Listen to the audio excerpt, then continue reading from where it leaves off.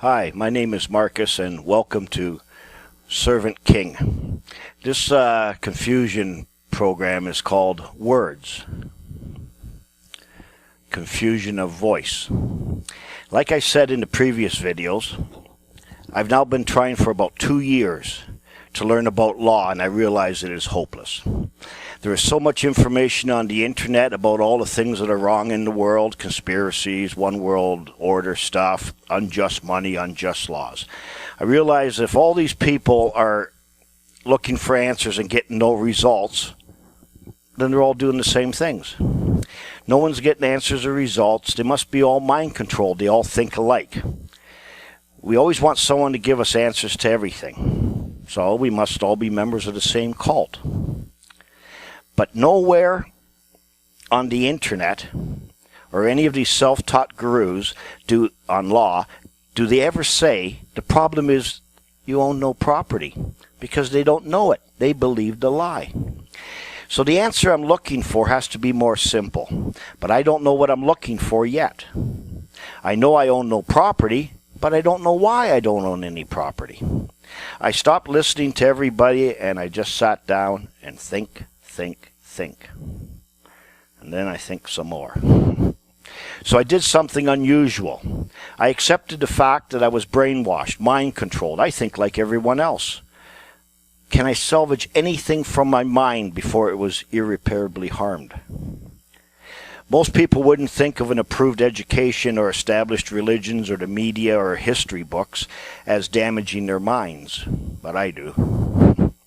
So I went back to my childhood, prior to indoctrination, mind control, before my mind was altered in certain ways, before nonsense and the absurd became my new normal. What was my first impression of things when I heard them? So I tried to remember these things. So I went back to my childhood, and I sort of need to wash my brain, clean it up a bit. So here's a few things I thought about. Corporations. The first time I ever heard the word corporations, it's a company, and it's a separate thing, a separate legal person. I didn't know that back then. And if the company went bankrupt, couldn't pay its debts, even though I owned the company, the people that I owed money to, not too bad, you just lose everything. And I could keep all my other things personal, myself, and I wouldn't have to pay these debts. I thought, well, that's not right. That's wrong. How can you do that if you owe somebody something? The second thing was lawyer's advice. I remember my dad had to go see a lawyer about something. I'm very young. And I remember my mother saying, make sure you know how much you have to pay him before you go there. And I thought to myself, why would you pay somebody any money if they're just going to tell you something? It's not like he's doing any work for you. So you just go ask somebody something, they tell you, and why would you give them money for that? So that was my first impression of that. Church hypocrite. I was an altar boy for 9 years. Roman Catholic. At the end of one Mass, the priest, when he was doing the announcements, he said, I'd like to introduce a special visitor we have here today. And he introduced a United minister or a Methodist minister or Baptist minister or whatever. And this man stood up. And I was walking towards the back of the church, getting ready for the procession out. And I stopped dead in my tracks and I thought, why is this priest doing this? This is our enemy. I hate him. Now, I'm just a little boy, 7, 8 years old, maybe 6, 7.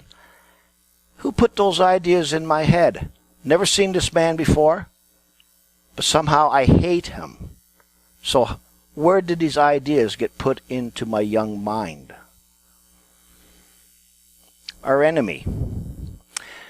I'm a little bit older, getting to learn about the world. All these different countries hate each other. They're at war, got nuclear missiles pointed at each other. And then I'm watching TV one night, and I see the leaders of 2 of these countries that hate each other, ready to kill each other. And they're sitting there laughing with each other, slapping each other on the back, sharing a meal together. I thought, they're not enemies. They like each other. So what's going on there? Voting. First time somebody explained voting to me. If I was someone who lived in the United States of America, I get 1 vote out of 300 million. People tell you it makes a difference. And I think, yeah, like a lottery. How can 1 vote out of 300 million make any difference at all? So I didn't believe that either. Son of Canada. The first time I heard you're a son of Canada, or the sons of Britain, or the sons of... I thought, what? How can you be a son of a country? That's stupid. It's not possible. So you see, these are just a few things that I did. Just an exercise to begin the process of getting control of my mind. Now, you will recall from the previous videos how I needed to learn about words. The meaning of words. Words were all over the place. I couldn't make heads or tails out of them. The more I learned, the less I realized I knew. So I knew there was something funny going on with words. So let me tell you about words. I know words and dictionaries is all nerd stuff. When we were growing up, we wanted to go outside and play baseball or whatever. Boring. But as I'm trying to learn law, play lawyer, and all this stuff, I realize this is hopeless, reading all these legal definitions and meanings. I would read a whole paragraph to explain a word, and I couldn't understand it. I thought to myself, this is going to take more than a lifetime. Not even a lawyer can know all the law. They specialize in various parts of the law. But I have to obey and understand all the law. Now, at the time, I had no idea that, in fact, I am an attorney at law, but just a dumb one. If I looked at a normal dictionary versus a law dictionary, words would mean different things. An ordinary word would be defined as this or that, and in law, it would mean something else. How can words mean different things? I remember looking at the word raptor in Canadian law. It said it was a bird of the order Strigiformes, falconiformes, and included eagles, falcons, hawks, owls, vultures, and so forth, and included their eggs. I go to another law book, and I look up the word raptor, and it says sea ravisher. I look up ravisher on the next page. It says one who seeks carnal knowledge of a woman against her consent. What? This makes no sense. So I'm looking through various laws, statutes, and so forth. And it would say that in this act, this means this or that, and will include this or that. Or in this act, this will be this. Which means if it's not in this act, it will not be this, but it would be something different. Well, now it's even getting more ridiculous. How can a word mean this here and that there? It would be easy to trick you, don't you think? Now, this was written by a law professor a number of years ago, probably an honest one. I'm just going to read this to you. He says, dealing in words is a dangerous business. Dangerous business. Hard to believe. And it cannot be too often stressed that that's what the law deals in, is words. Dealing in long, vague, fuzzy meaning words, and even more dangerous business. And most of the words the law deals in are long and vague and fuzzy. Even when the words of a statute appear, at least to a non-lawyer, to have a perfectly plain and definite meaning, you can never be sure that a court will not up and say that those words mean something entirely different. Yet why, if you think it over for a minute, should people not be privileged to understand completely and precisely any laws that directly concern them, and any business documents they have to sign, and any codes of rules or restrictions which apply to them and under which they perpetually live? Why then should the law use a language being, remember, no more than a means of communicating ideas, which those ordinary human beings cannot hope to understand? The law would lose its dignity and then its power, and so would the lawyers. So legal language, by obstructing instead of assisting the communication of ideas, is very useful to the lawyers. It enables them to keep on saying nothing with a great air of importance and getting away with it. Now, that was written by a law professor, a man who taught lawyers. Now, I'm going to go into something that is not terribly boring, only mildly interesting, but absolutely necessary. This is also going to be a little confusing for you, but for the purposes of this video, it is only to make you aware of words and what can be done with them. Did you know that something necessary cannot be otherwise?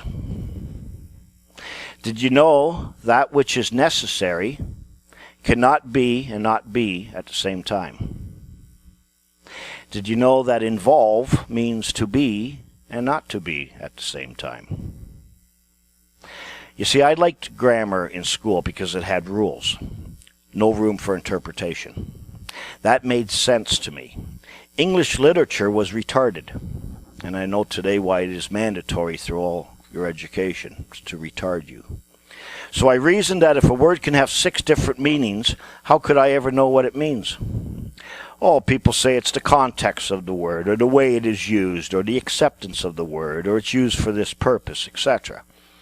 So I had a look at characters, symbols, syllables, roots of words, prefixes, suffixes, the tense of words, vowels, consonants, nouns, verbs, adjectives, pronunciation of words, language, speech, speaking, writing, the sound of words, conjunctions, articles, the gender or case of words, the sense of words, etc., etc., etc. I had a look at what could be done with metaphors, similes, all sorts of things about language and speech. So what is a word? A word is an uttered sound or a written symbol used to communicate. If the hearer or the viewer of the word recognizes the word as it is written or sounds, he will know what you intended to tell him. Words are a code. If you know the code, then you know what the guy is trying to tell you. If you don't know the code, you haven't a clue of what he's saying. Words can represent to your mind places, things, people, events, concepts, thoughts, ideas, real things, imaginary things, basically anything the mind can conceive. But as we will learn, words can also deceive. Remember, there are only 2 ways to see. One is with the eyes, and one is with the mind. Words work only on the mind, not the eyes. A word can represent something that is present or absent, but it cannot represent something that does not exist. Can you have a word that represents nothing? You could, but it would have no meaning. Could you imagine things and then represent them with words? The answer is no, because you can only represent that which is present. How can you communicate something to another that is in your imagination? He can't see it unless he has the same imagination as you. Webster, Daniel Webster, the dictionary guy, he puts it this way. Imagination, in our simple apprehension, means if present is sense, if absent is imagination. We are human, and we were given only 5 senses: seeing, hearing, smelling, tasting, and feeling. If you believe something that makes no sense, one of the 5 senses, it is nonsense. No sense. So since we all have the same 5 senses, how do we fool or deceive someone to believe nonsense? Well, we use intelligence, the ability to perceive nonsense. Now you're thinking, what's wrong with intelligence or having a high IQ? Nothing. Remember, we see 2 ways. We see with the eyes and we see with the mind. The second one is controlled by laws which you're not aware of. So words create an image in our mind. This is how we see them when they are not present. But if the thing does not exist, can there be an image? No. In other words, can an image have a shadow? The answer is no. A thing can make an image, but an image cannot make an image. An image is only a representation of a thing in a different form. Keep that in mind when you are concerned how people see you. Is it really your image you want to improve? I don't have any props here, but if I had some props like a pencil and a cup, okay? Let me explain another concept. I have two things, a pencil and a cup. For the purposes of communication, we will make the symbol for the pencil the letter P. For the cup, it will be the letter C. Can the cup be C? No. It's only the symbol. It will only represent the cup to your mind. C provides or gives you an image to see. When I say to you, I have 4 P's, you will see 4 pencils in your mind, even though there are no pencils present. However, pencils must exist somewhere, or there would be no image in your mind. It would be nonsense. An image is like a reciprocal thing. If there is nothing, there is no image.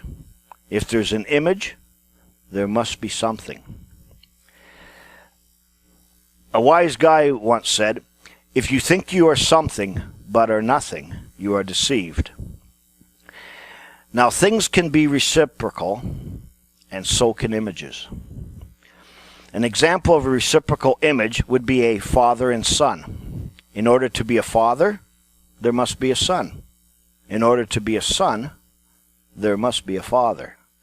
Parent-child is also reciprocal. In other words, if your parents had no children, there's a good chance you won't either. Some people have said, I am the image of my father. I guess the only way you would know that is if you have seen my father. Can C represent the pencils? No. If it did, you would not know what I am trying to communicate to you, and you will see the wrong image. So a word can have different meanings. So can a word have different meanings? No. Because if it did, it could trick you or deceive you. You may see the wrong thing, the wrong image. Excuse me. If we put 4 symbols together to form a symbol like the word tree, T-R-E-E, you will see a tree. If I say there are a row of trees along the driveway, you will see a row of spruce trees along the driveway, or a row of maple trees. Not specific enough, lacking information. So what you see will be based on what you know, but also on what you do not know. In other words, deceit can be achieved by learning the wrong thing as well as by the true or right thing being kept from you. If knowledge is lacking, that is one thing. But if it is purposely kept from you, or you are given the wrong knowledge on purpose, that is deceit. What you will see is based only on your past experiences and associations developed during your life. It all depends on mind control. So, you can only see what you know or believe the word to be. If you do not even know the word, you will see nothing. You see, words are a secret code.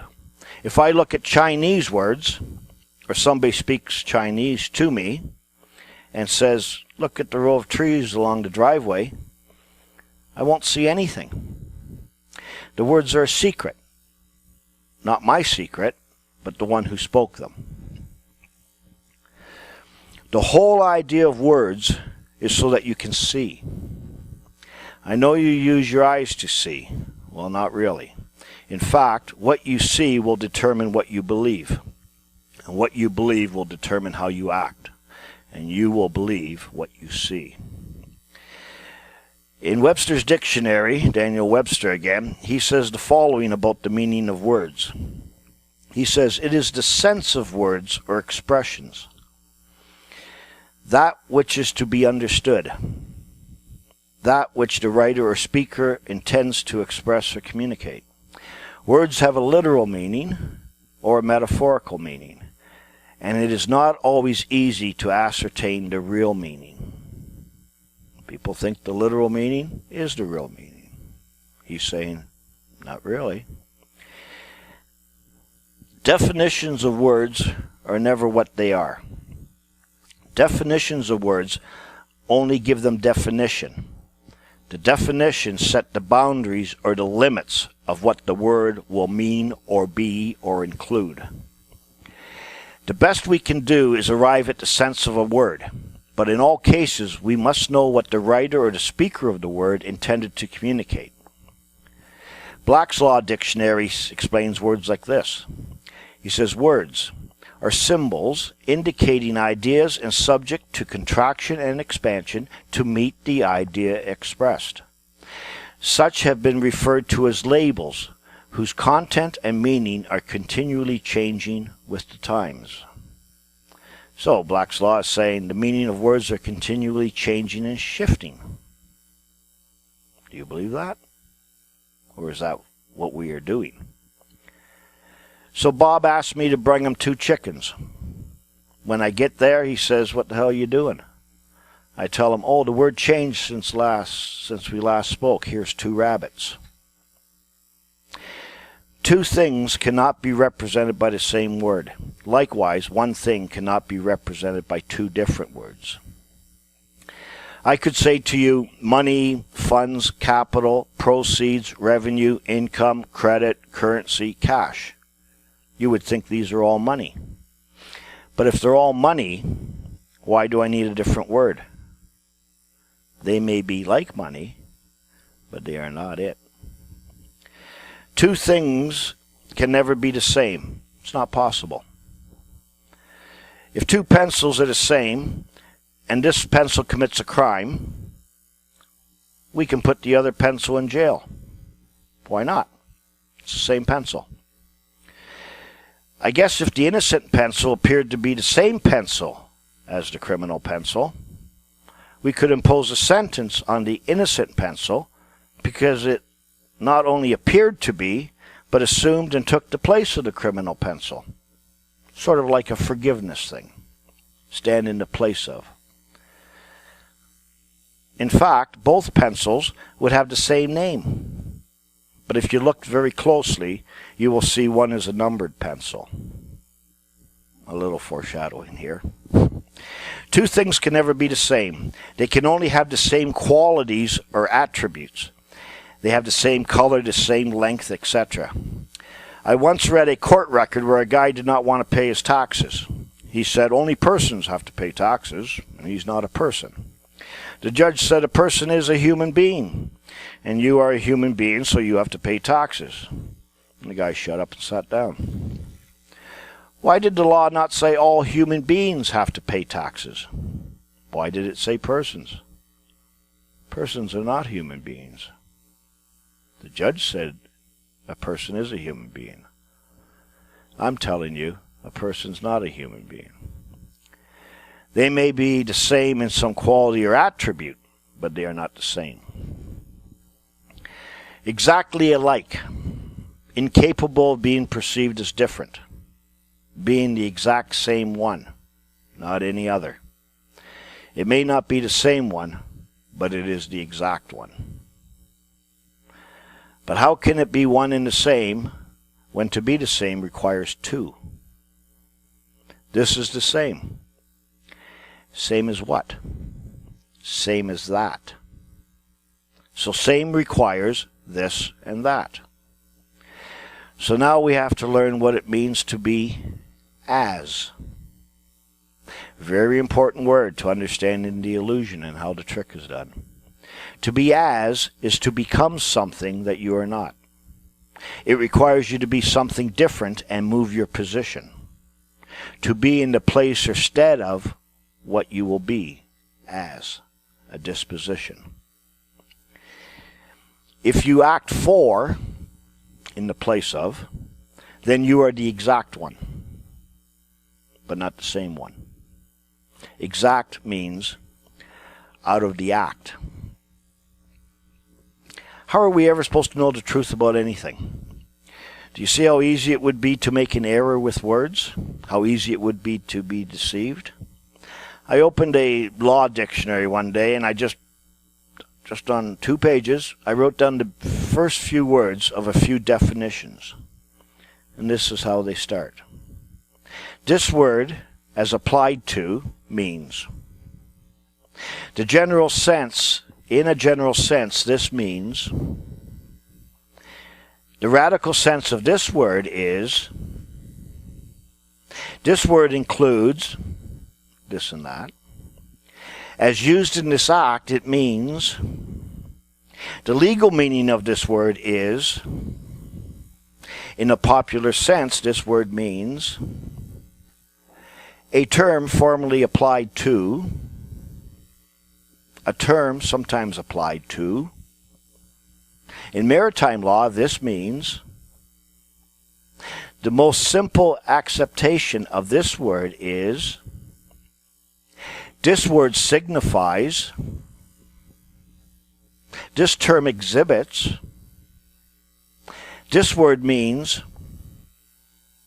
but it's not used anymore.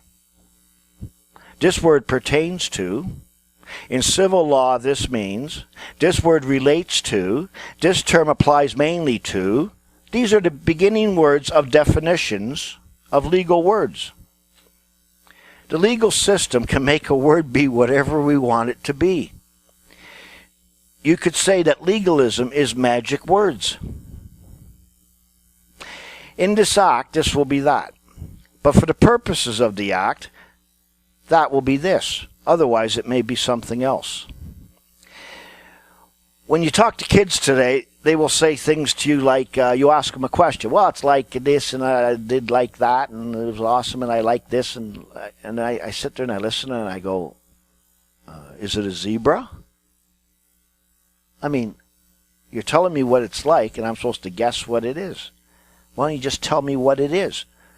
People can't speak properly anymore. We also pronounce words differently, and then we are tricked. We violate the rules of grammar.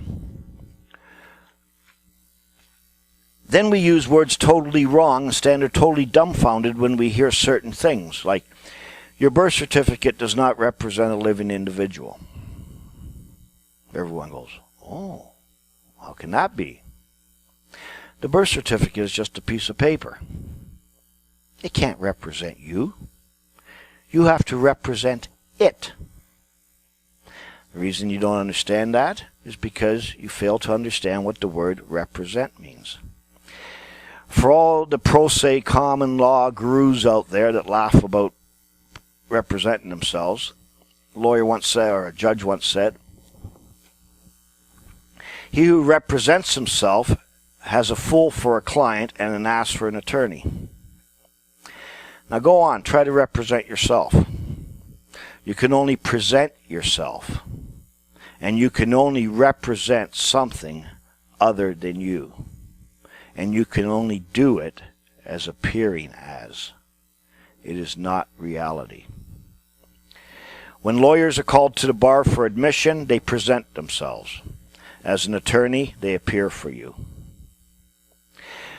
We also say many stupid things every day. Stupid sayings. Things like, where do you live? Well, I live over there. Do you live over there? No, I live over there. So if you go over there, you're dead. What does it mean, where do you live? Very important to understanding the illusion. The late John Smith, if we wait a little bit longer for him, maybe he'll show up. Is he just late? Late for what? Do you think he died? Well, is he late or is he dead? Did he die? Or maybe deceased, depart, perish, pass away, give up the ghost, expire? You see, what is the sense of the word? We use words many times in the wrong way. Another word, used to be. What did you used to be? What did you use to be what you were? I used this to be what I am. I used to be used to using it, but I don't use it anymore, so you can't tax me.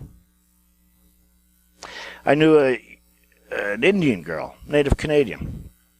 She said she lost her Indian status card. She said without it, she's not an Indian anymore. She said she used to be an Indian. What did she use to be an Indian? I also knew a black guy, a friend of mine.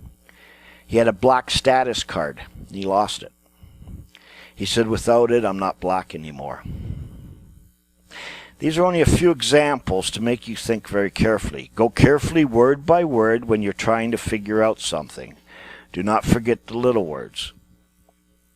You can be in something without being of it. Very important statement again.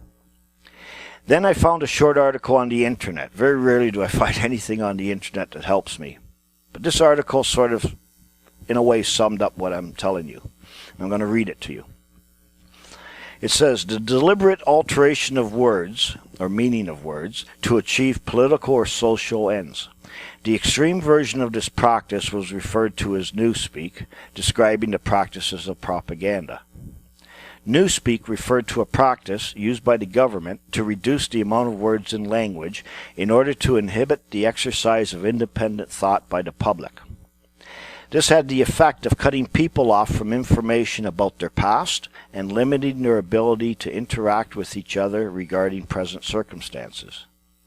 Not only were words given limited definitions, many were eliminated altogether. When those in positions of public responsibility and the public cannot agree on the definition of words, everyone in the process becomes the political target of political manipulation. An alternative to newspeak's reduction of words and definitions would be to expand the number of definitions of words until no one is capable of arriving at a certain meaning for what they read. This would be another method to achieve the same objective of controlling communications. Intentionally or unintentionally, providing ambiguous or altered definitions of words greatly inhibits communication. It confuses matters and removes people from a knowledge of history and the majority of information resources simply because they don't understand the traditional meaning of words. Sure, they have free access to information in abundance, but what benefit is derived if they cannot understand the definition of words being used? Even more disturbing is the fact that the readers might happily come away believing their false views and flawed conclusions are absolutely correct. There's a difference between the use of slang and the deliberate alteration of meanings for political purposes. However, the end result is the same.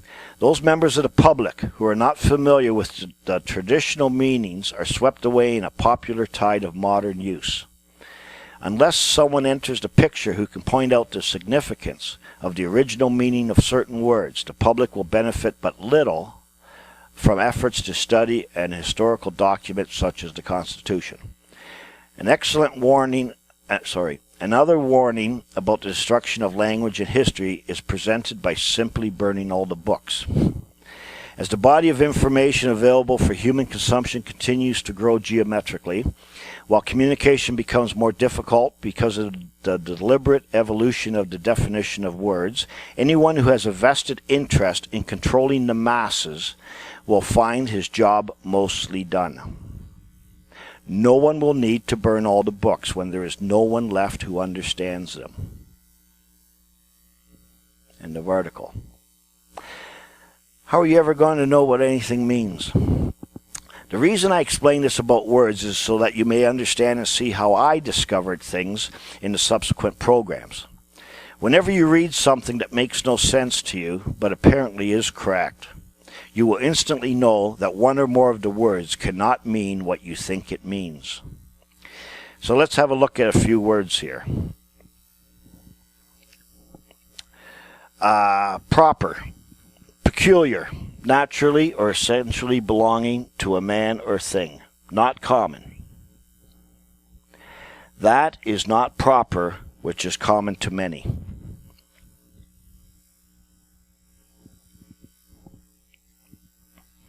Sorry, there's a few other words I was going to do here. Common, belonging equally to more than one, no separate owner. Proper, peculiar. Sorry, I did that one already. Peculiar, beyond or deviating from the usual or expected.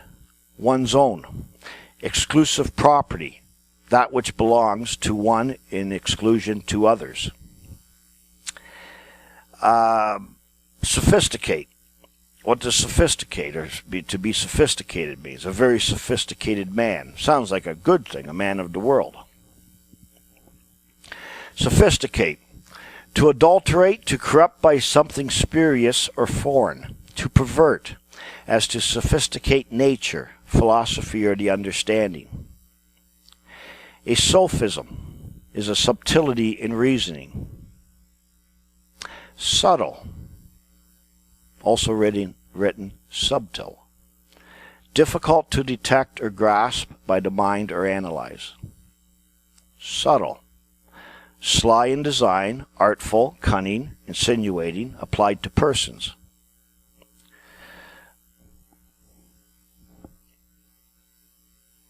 Civilization. The act of rendering a criminal process civil. Realize. The act of making it real. You can make anything real, even the unreal, if you realize it. Become. Very, very, very important word. To enter or assume a certain state or condition. Come into existence. To pass from one state to another. To enter into some state or condition. By a change from another state or condition. Or by assuming or receiving new properties or qualities, additional matter, or a new character. To become of. Usually with what preceding. To be the fate of. To be the end of.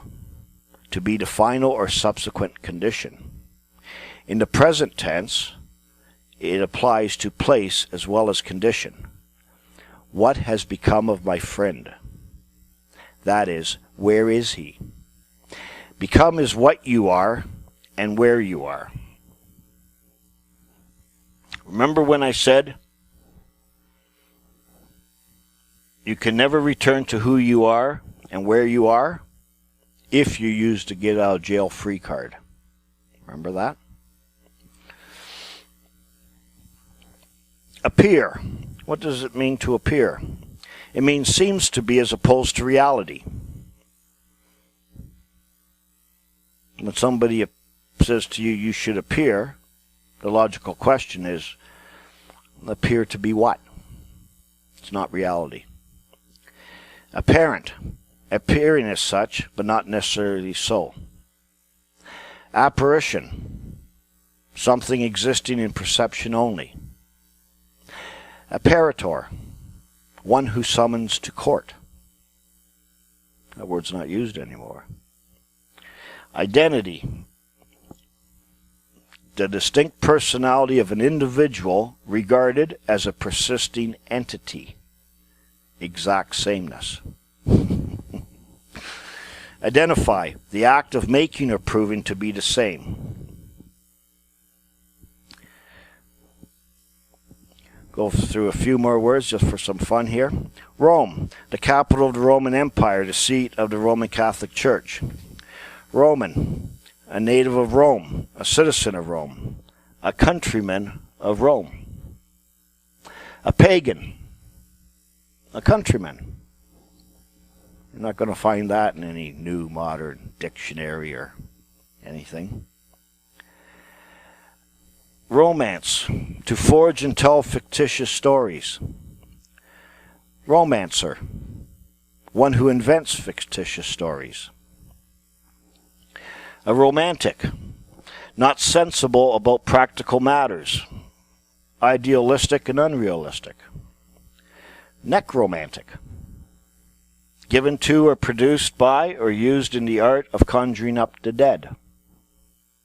Necromancer, one who practices magic or sorcery, one who practices divination by conjuring up the dead. Necromancy, the belief in magical spells that harness all occult forces or evil spirits to produce unnatural effects in the world, conjuring up the dead. Conjure, call up a spirit or devil, summons into action or bring into existence, often as if by magic.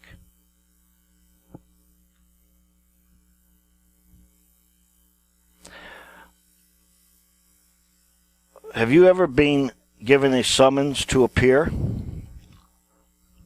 Maybe in court? As an apparition by the apparitor? What would you think if I told you, what would you think if I told you that a summons to appear is a conjuration? What would you think if I told you that you practice necromancy every time you appear in court?